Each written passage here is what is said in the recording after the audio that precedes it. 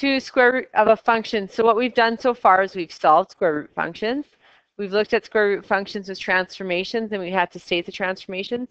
I've given you a graph and made you come up with the equation of a radical. But today what we're going to look at is I'm going to give you a function like a linear quadratic equation, and then they're going to tell you to take the square root of that function and what does it look like. Okay, so this is the summed up version. You can come back to that at the end. We're going to go here first. So in grade anything, but you probably don't even know this, if I have y equals 4x minus 3, you guys immediately see that as a linear function that's just set equal to y. But in reality, what it actually is, it is a linear function set equal to y, but this is really what y equals for different values of x. We agree? That's all it is. So if I put 0 in, I'm going to get y equals 4 times 0 minus 3. And my answer for y is going to actually be -3 on that particular equation, correct? What happens when I take the square root of that function? Because you're going to get what? Y equals the square root of the answer, correct? Which is, there's no point there because you can't take the square root of it. So there is a point on the original at 0 and -3, but when I take the square root of that function, all those negative y values are going to have what happened to them? They're going to go away because you literally can't take the square root of them. Okay? So let's look at 0.75. Go 4 times 0.75 minus 3 and get a y value. 4 times 0.75 minus 3. We get 0 as our y. Now they want us to take the square root of our function. So we're technically taking all of our y's off the original and just square rooting them. What's the square root of 0? So what do we actually have between the two? 0.75 and 0 and 0.75 and 0. So the same point, correct? When you have two graphs and the points don't change when you do something to them, what are those points called? Invariant. So this is an invariant point.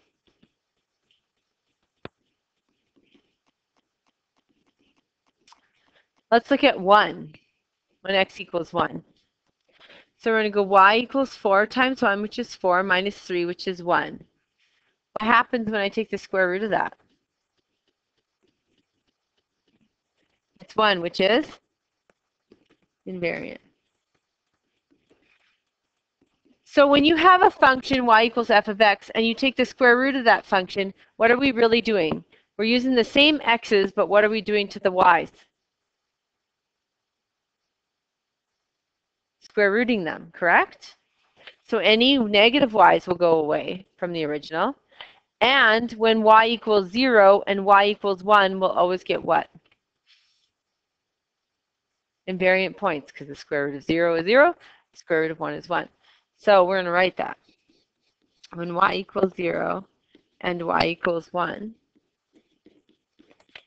there will always be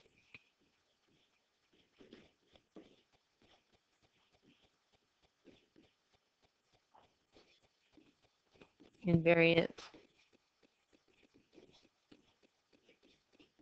points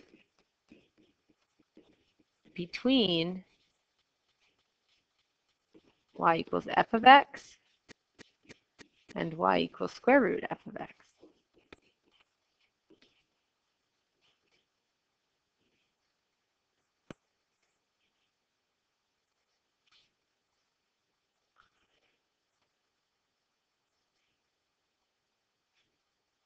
Then we're going to flip over.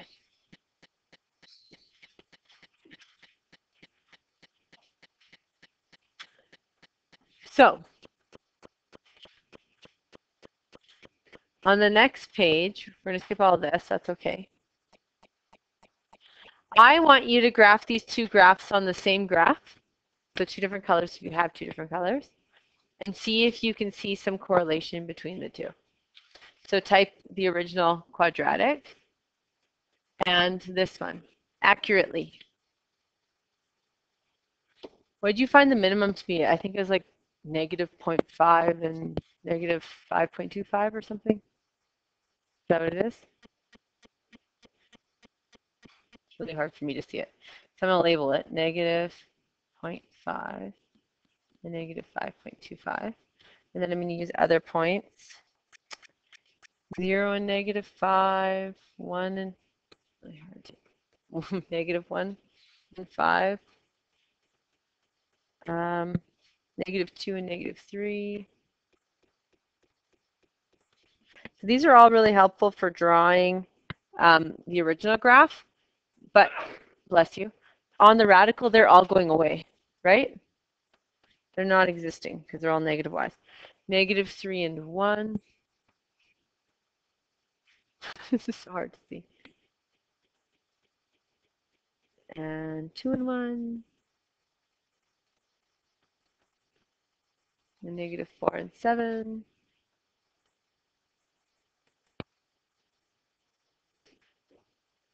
3 and 7.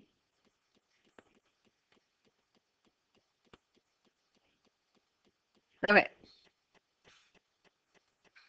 Now you guys use your calculator. I'm not going to get the new one. So what can you tell me about these graphs between the two? Yeah. One's a quadratic. Yeah.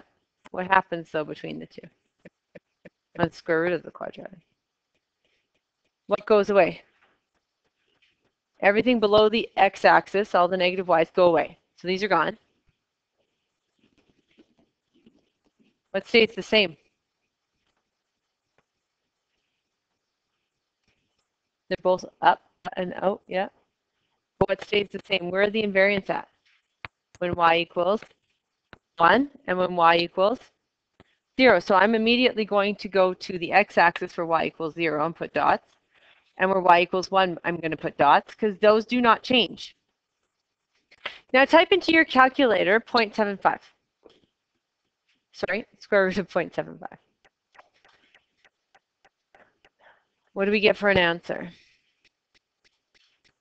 Decimal 8, so it's bigger, right? Put in 0.5.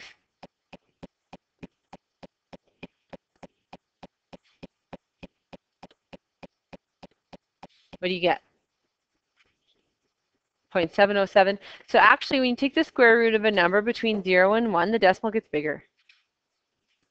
Anything 1 and greater gets smaller, right? Like the square, not 1 is 1. But the square root of 4 is 2. The square root of 9 is 3. Like those all get smaller. But actually, between 0 and 1, they get bigger. So I go to my 0.5, and I square root my y, but my x stays the same. We agree? So at this same x value, I'm going to follow it up to 0.707, and I'm going to put a new dot. At 0.5, I'm going to follow it up to 0.0707. I'm going to put a new dot. Then I'm going to go to wherever the heck 4 is. Why would I go to where y equals 4 next? Because what am I doing? I'm just square rooting all my y's. The square root of 4 is a nice number. It's 2. So 4 is here, correct? I'm going to follow it down from that x value. I'm going to follow it down to 2, and I'm going to put a new dot. Then I'm going to go to 4 on this side. I'm going to follow it down, and now it's going to actually be 2 and put a new dot. We agree? The x value stays the same, and I'm just rooting my y's. Then I go to 9, and I follow it down to where? Same x value, but I follow it down to 3. And then I go to 9, and I follow it down to 3. I got a little, and then it does this. And then you and I drew the same graph, but I did not use my calculator. Okay. On the side over here, on both sides, I want you to find the invariant points algebraically. So you're going to write that, invariant points algebraically. You're going to star it. You're going to write smiley faces on it. You might write a flower around it. I don't really care. You might put 8,000 stars. All of those are good because we need them.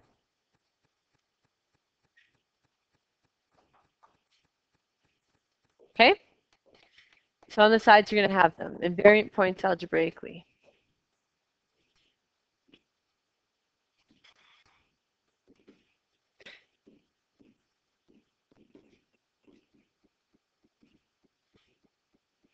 Now, Where are the invariant points at when you take the square root of a function, which means you square root their y's? When do they stay the same? Yeah, 0 and 1. So I want to find algebraically. Now, could I go put in my original equation into y1 and then y equals 0 and find out where they intersect, and then y equals 1 and find out where they intersect and get those? Absolutely. But if I say algebraically, you're getting no marks, which would really suck. So how do we do it algebraically? Well, we're going to do y equals 0. Which equation do I need to use? Do I need to use the one without the square root or the one with the square root? Trick question. It doesn't matter. Why? Invariant means they're going to be the same whichever one you use. So which do you think I'm going to pick? The one without the square root. Okay. So I'm going to go 0 equals x squared plus x minus 5. Why did I put a 0? Because that's when y equals 0. Okay. And then on this side, I'm going to do the other one, which is y equals 1. So I'm going to go 1 equals x squared plus x minus 5. So I'm going to go back to the left one. How do I solve it?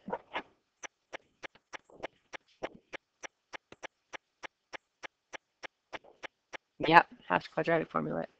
So x equals minus 1 plus or minus the square root of 1 squared minus 4 times 1 times negative 5 all over 2 times 1. So x equals negative 1 plus or minus the square root of 21 over 2. Can that reduce? No. How many invariant points do I have when y equals 1? I have 2, because the quadratic formula always splits into 2 answers. So I have negative 1 plus root 21 over 2 and 0, because I'm finding the x values, or negative 1 minus root 21 over 2 and 0.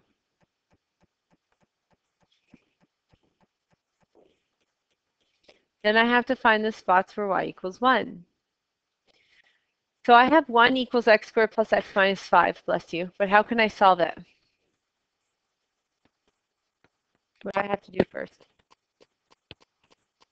Subtract the 1. So I'm going to get 0 equals x squared plus x minus 6. And this one's actually nicer. Why? It's not always nicer. Often it's not nicer. But in this instance, it is. What can you do with it?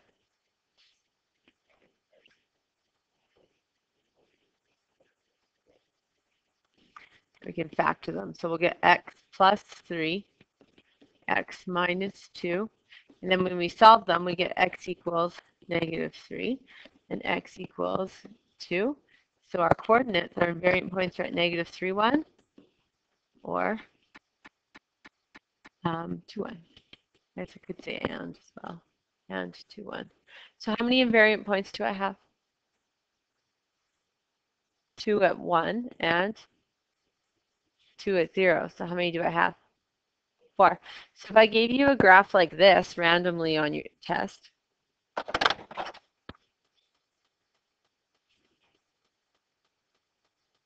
and I asked you how many invariant, if this is f of x, if I asked you how many invariant points are there between f of x and square root f of x, how could we figure it out quickly?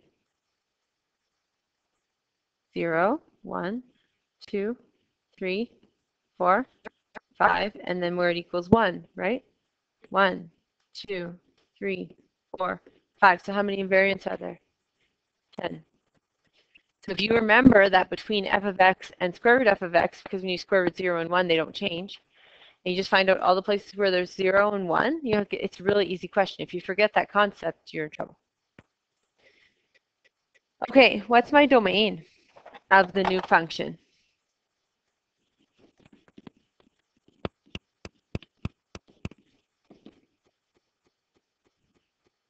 Where does it start? Yeah. At negative 1 minus square root 21 over 2, that's x-intercept, or less, right?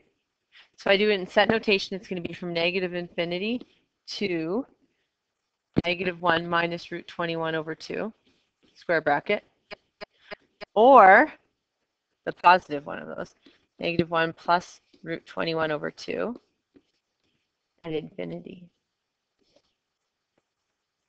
Right? What's my range of the blue graph? Where does it start?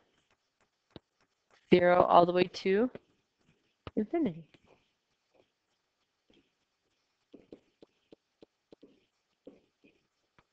You're right.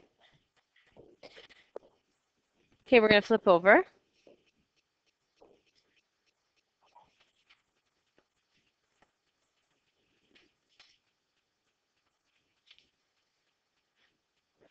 The top of the next page are coordinates.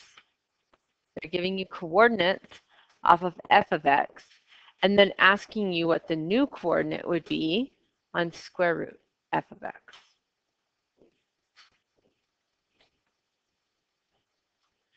So here it says, for each point on the graph of y equals f of x, determine the corresponding point on the graph of y equals square root f of x.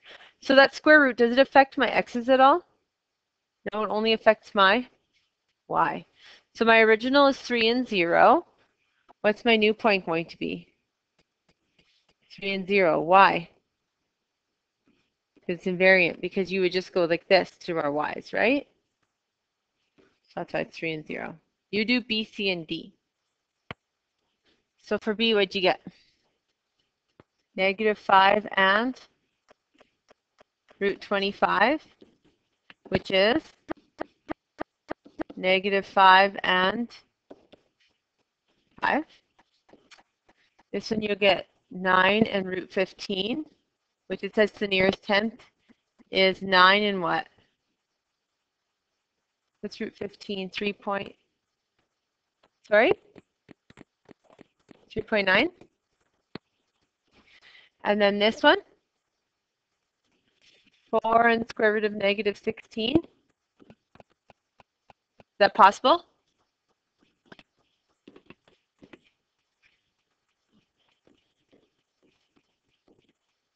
No corresponding point. Why? Why would that happen? Because it is a negative, and you can't square root a negative. Okay, so for example, for B, I want you to change it, please, to -x squared plus 5. So I want it so that you have a concave down quadratic. Okay? So please, for this question, what I want you to do is I want you to do two things. I want you to draw the original, and then I want you to draw the square root of that function without your calculator, with just using the graph you drew. Okay? Then what I want you to do is give me the domain and range. Go. So this graph has, oh, it's so hard to tell lines from 0 and 5 as its vertex. Then what's 1?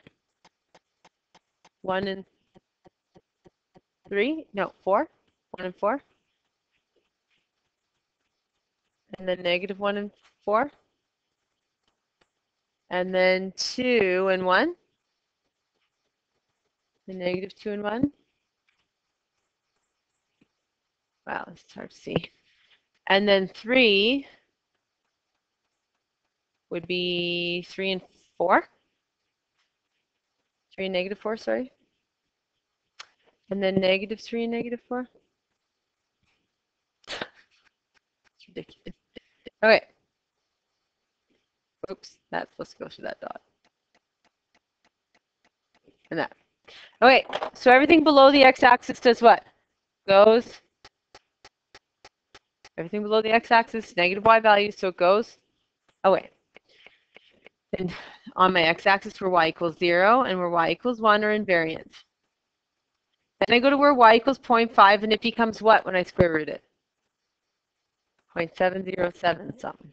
So 0.5, I'm going to move up to 0.707. So it just comes out a bit. And then this 4 drops down to 2. And this 4 drops down to, oh my gosh. 2. And then this is 5 up here. How do I get the new vertex? Square root of 5. What's the square root of 5? Approximately. 2 point something. Okay, so here. It's going to curve out, around, and curve out and around. And this is 0 and the square root of 5, just so I know, right? So what's my range? 0 to square root of 5. How do I get my domain? I need my what for my domain? The x-intercept. So I need to fill 0 in for y. So I'm going to get 0 equals negative x squared plus 5. And when I have just an x squared and a 5, without the x, I don't have to go to the quadratic formula. I don't have to try and factor. I can just solve. So I'm going to subtract the 5. 5 by negative 1. X squared equals 5. And then I'm going to square root it. When I square root, I get plus or minus, right? So this is going to be negative root 5, and this is going to be positive root 5. So my domain is between the two.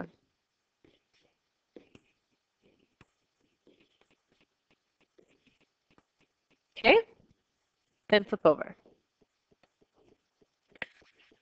Yeah. On the back side of the page, the top 4 graphs are the original. The bottom 4 graphs are the square root of those. Match them.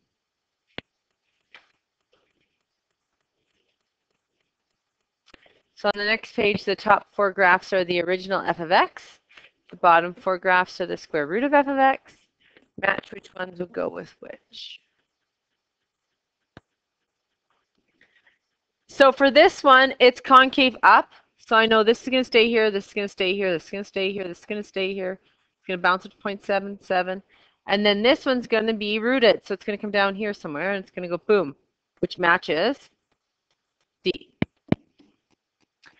This one is concave up, so I'm going to get the arms. I'm going to get this, and this, this, and this, this, and this. And it's going to go like this, which matches A. This one's going to stay. This one's going to stay. This is going to go up to here. 1, 2, 3, 4 is going to pump down to 2. 5, 6, 7, 8, 9 is going to come down to 3. So it'll be like this, which matches C. And then this one's deceiving. This stays, this comes up here. 4 drops down to 2. And it looks like it does something like this. And then this one looks like it's flatter. But the reason why that is the case, which is true, is because this one, the x-axis is from -6 to 8, and this one it's from -10 to 10. So it's not scaled the same. So it is still B. Why would I say example 6B? Why did I tell you to do that one? Because it's harder. It has no what? X-intercepts. It also has no places where y equals 1. There's actually no invariant points. The graph is completely above the x-axis. It's like this, right? So square root of 2 is 1 point something. And then 4 is going to drop down to 2. 4 is going to drop down to 2. And you're going to get a wider graph. We agree? But if I asked you, well, how many invariant points there would be none. Because the graph never, ever, ever, ever is at 0, 1. My domain for this one is XER. My domain for this one is XER. My range for this one is y such that y is greater than or equal to 2. What's my range for this one? Y such that y is greater than or equal to square root of 2. Yep.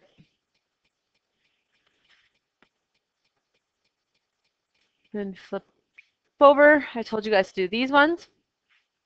So 0, 0. All the zeros are going to stay. The y equals 1s are going to stay. The 9 is going to drop down to a 3. And if I want to be more accurate, I'm going to go to the 4s and drop them down to 2. The 4, drop it down to 2. Could I take other ones in like kind of round decimals as well if I really wanted to? Sure. That's the new graph. This one, 0 is going to stay the same. My y equals 0. My y equals 1. The 0.5s are going to move to 0.75, so they're just like a little bit above. My 4 is going to drop down to 2. My 4 is going to drop down to 2. My 9 is going to drop down to 3. My 9 is going to drop down to 3. And I have a graph that looks like this. Now, the ends of my arms are not really all that accurate, correct? Like, I don't have any points for those. But you do need to make it keep going. Okay? And then I told you guys what homework to write down already. Let's write that down. Number 7, now I can explain it to you. Number 7 says, do not do what it says. Number 7 says to find the invariant points algebraically. So I need you to practice those. They don't have them in the textbook, which is really silly and stupid. So I want you to find number 7, I think it was A and D, but I can't remember. I want you to find the invariant points algebraically, even though it does not say to do that. Okay? You can check them with your calculator.